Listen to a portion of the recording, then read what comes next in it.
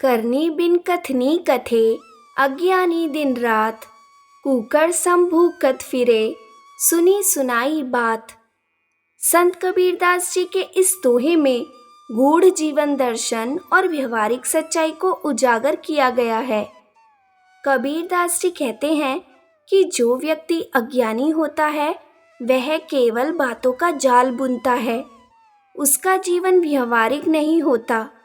वह केवल दूसरों की कही हुई बातों को सुनकर उन्हें ही दोहराता रहता है, बिना यह समझे कि उनमें सत्यता कितनी है या वह उसके जीवन में कितना उपयोगी है।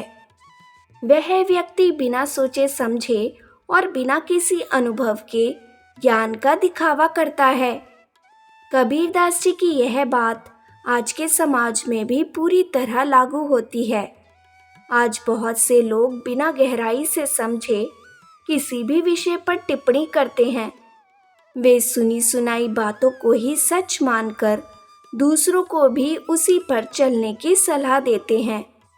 यह प्रवृत्ति न केवल भ्रम फैलाती है बल्कि समाज में गलतफहमियों को भी जन्म देती है। कबीरदास जी ने ऐसे लोगों की तुलना कुकर यानी कुत्ते से की है। जैसे एक कुत्ता बिना कारण हर आती जाती चीज पर भौंकता है, वैसे ही अज्ञानी व्यक्ति भी बिना कारण, बिना ज्ञान के हर विषय पर अपनी राय देने लगता है। उसका कोई अपना विचार या अनुभव नहीं होता। वह केवल उधार का ज्ञान लेकर उसे प्रचारित करता है। इस दोहे का गहरा संदेश यह है कि केवल बातों से कुछ नहीं होता। यदि आपके आचरण में, आपकी करनी में सच्चाई और अनुभव नहीं है, तो आपकी कथनी का कोई मूल्य नहीं है। समाज को ऐसे लोगों की नहीं, बल्कि उन व्यक्तियों की आवश्यकता है जो कम बोलते हैं पर जीवन में कर्म से आदर्श प्रस्तुत करते हैं। सच्चा ज्ञानी वह है जो पहले खुद सीखता है, समझता है और फिर अनुभव से प्राप्त ज्ञान को साझा करता है।